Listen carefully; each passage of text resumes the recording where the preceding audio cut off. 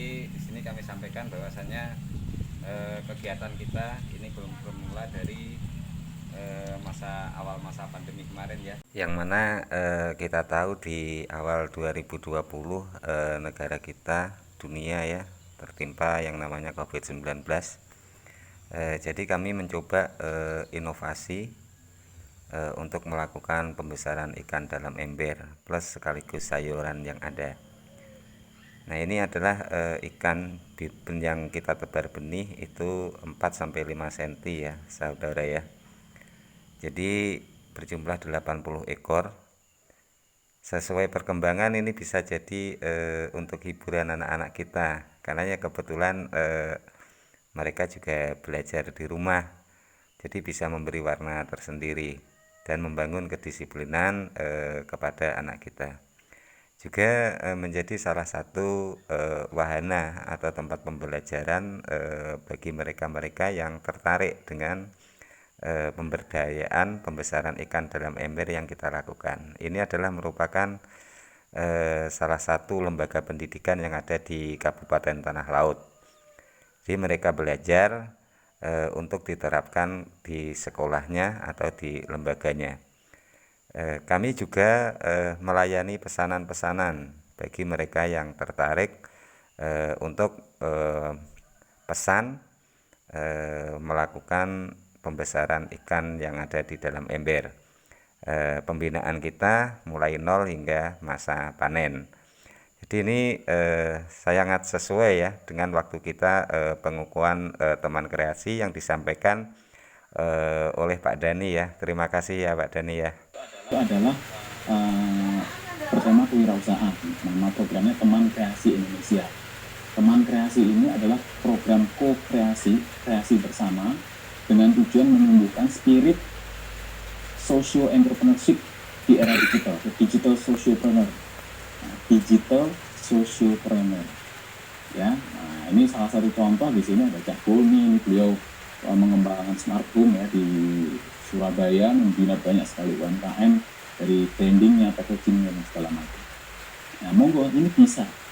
Nanti ada Mas Ahmad Alvin itu pengusaha kuliner. Monggo Mas, nanti kita bisa bareng-bareng kita kolaborasi gitu di Teman Kreasi Indonesia ini.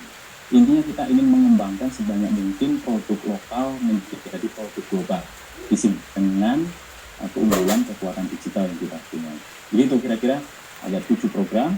Nah, manfaatnya silahkan diambil sebanyak-banyaknya. Besaran ikan yang besar itu kita pindah ke terpal ya, karena ini yang akan kita jadikan makanan olahan.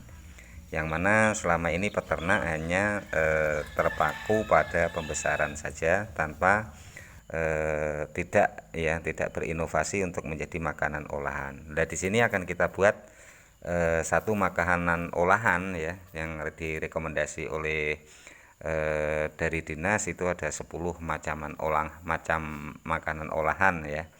Akan tapi kita secara bertahap di sini kita mulai dari pembuatan keripik ya, keripik ikan lele. Nah, ini adalah dagingnya yang tentu bebas duri ya, nggak ada durinya di dalamnya sini. Karena dalam pemiletan tadi sudah kita pisahkan mana duri dan mana daging. Jadi dijamin aman ya.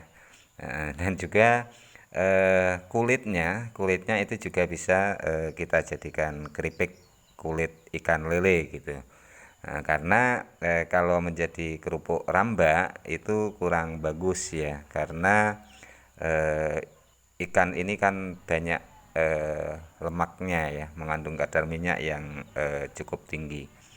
Jadi ini kita juga jadikan keripik kulit ya di tempat kita ini. Ya, silakan. Ini nanti kita sama-sama berinovasi ya, saudara ya. Mudah-mudahan proses yang sangat sederhana dan simpel ini bisa sahabat tindak lanjuti. Tapi kalau memang sahabat semua kesulitan, ini bisa dijadikan rujukan ya. Silahkan saja klik di YouTube kita ya, di TV Dewi gitu ya. Nah, ini proses marinasi ya, kalau bahasa ibu-ibu itu meratakan bumbu kepada daging ya, daging ikan lele tadi. Nah, ini supaya tujuannya bumbu itu meresap sampai ke dalam.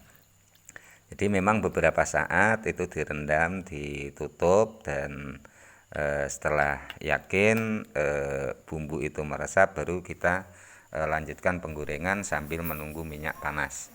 Nah, minyak panas ini harus betul-betul panas ya, nyalanya jadinya seperti ini.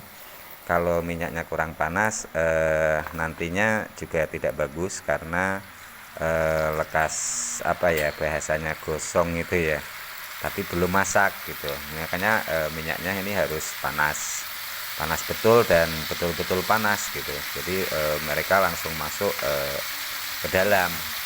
Nah, ini itu bagaimana masak dan belumnya itu ditandai dengan berkurangnya busa. Berkurangnya busa di dalam waktu penggorengan itu, kalaunya sudah seperti ini, nah ini sudah berkurang busanya. Tapi kita jangan mengecili, dengan mengecili apinya tetap tetap full ya, tetap panas.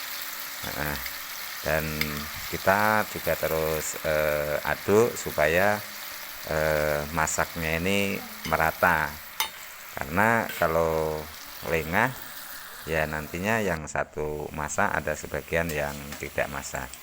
Jadi kalau sudah warnanya keemasan ya kita angkat saja. Dan hati-hati karena bisa jadi tumpah dan lain sebagainya. Nah, itu kita tiriskan dulu beberapa saat sambil menunggu minyak tiris ya. Karena ya maaf yang di sini sampai saat ini belum ada spinnernya gitu. Jadi kita masih menggunakan alam. Jadi belum begitu mutakhir ya. Kan tapi kami jamin untuk kualitas itu cukup bagus gitu.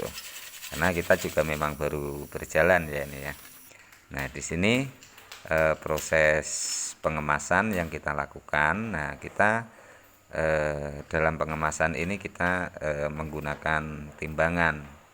Timbangan ini untuk memastikan berat yang sama ya, supaya konsumen tidak kecewa karena isi yang stabil, rasa yang tidak berubah, dan juga layanan kita yang bisa memuaskan kepada konsumen. Jadi timbangan ini sangat menentukan sekali. Jadi kisaran 80 gram ya saudara ya, satu bungkus ini kisaran 80 gram. Kita pastikan bahwasanya beratnya itu adalah 80 gram. Untuk pasar sangat enak sekali ya sahabat ya. Jadi sekarang kan banyak itu angkringan-angkringan yang tumbuh ya. Jadi kita bisa 30 angkringan saja. Kalaunya satu angkringan itu 10 bungkus per minggu, ya sahabat bisa menghitung sendiri ya. Jadi keripik ini sudah diserap atau sudah diterima oleh konsumen. Memang kita masih khususnya menguatkan pasar untuk pasar lokal ya sahabat ya, karena yang menyangga ini adalah lokal. Untuk online-nya kita masih layanan terbatas, akan tapi kita juga tidak menampik karena memang saat ini banyak yang online gitu, dan kita sekali lagi masih tetap mengutamakan untuk pasaran lokal. Nah, ini semua karena kita lebih mengacu kepada lokal yang ada untuk penguat modal kita gitu.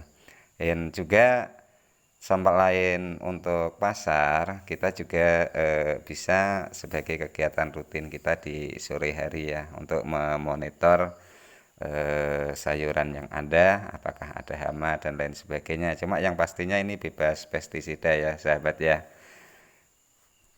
Ya, oke ya, sahabat ya. Jadi semua ini mari kita berinovasi di kala pandemi ini. Ya, mudah-mudahan ini semua bisa membawa kemanfaatan bagi kita, bisa menjadikan kesempurnaan nilai kehidupan kita, karena kita bisa memberi manfaat kepada yang lain. Dan kalau memang ini bermanfaat, silahkan bagikan untuk Anda pun bisa sama-sama memberikan manfaat kepada yang lain. Terima kasih, sampai jumpa lagi. Mudah-mudahan kita semua selalu dalam kesehatan dan kesabaran. Oke.